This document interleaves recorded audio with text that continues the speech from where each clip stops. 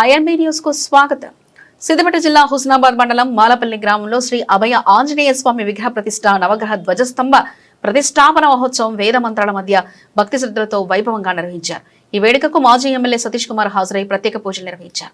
ఈ సందర్భంగా భూతాత కల్వకుంట్ల తిరుపతిరావు సామత్రి, విగ్రహదాత వేణుగోపాలరావు అండాల్ వారి కుమార్తె అల్లుడు స్వాతి సుధీర్ కుమార్ మాట్లాడుతూ 3 దశాబ్దాల కల నేడు సాకారమైందన్నారు.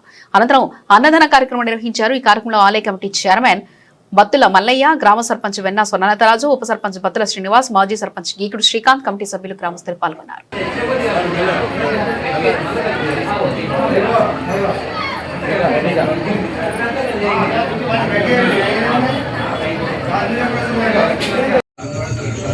మాలపల్లి గ్రామం, హుస్నాబాద్ మండలం, సిద్దిపేట జిల్లా. మా గ్రామంలో గత 3 దశాబ్దాల నుండి ఎటువంటి గుడి మా గ్రామంలో లేదు. గ్రామస్తులు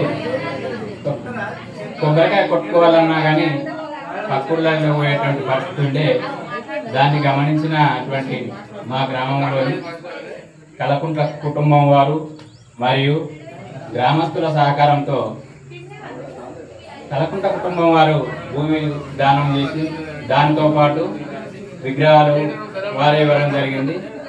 దానికి తోడుగా గుడి నిర్మాణం కోసం కొంతమంది దాతలు మరియు గ్రామస్తుల సహకారంతో ఈ గుడి నిర్మాణాన్ని మాలపల్లిలోని గుడి కమిటీని ఏర్పాటు చేసుకొని గ్రామస్తుల సహకారంతో, అదేవిధంగా కుటుంబాలకు సంబంధించిన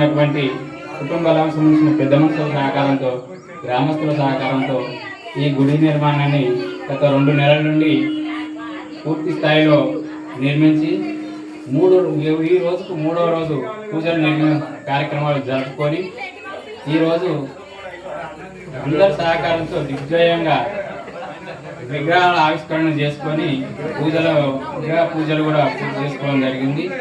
ఆ ఆంజనేయ స్వామి, అభయాంజనేయ స్వామి గ్రామస్తులకు, భక్తులకు, ఇతర గ్రామాల నుంచి వచ్చినటువంటి భక్తులకు కూడా వారి దీవెనను అందించడం జరిగింది.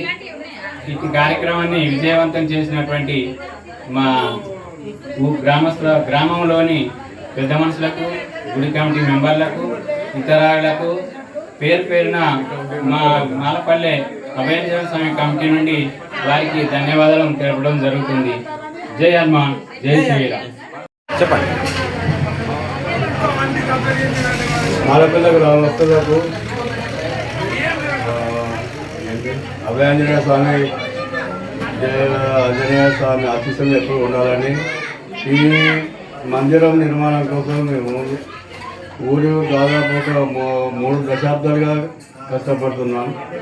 ఏదో ఎట్లా చేద్దాం, ఏం చేద్దామని చెప్పి ఎన్నిసార్లు చేస్తున్నాం. మాకు ఏవో ఆటంకాలు ఎదురైనాయి 2 సంవత్సరాలు.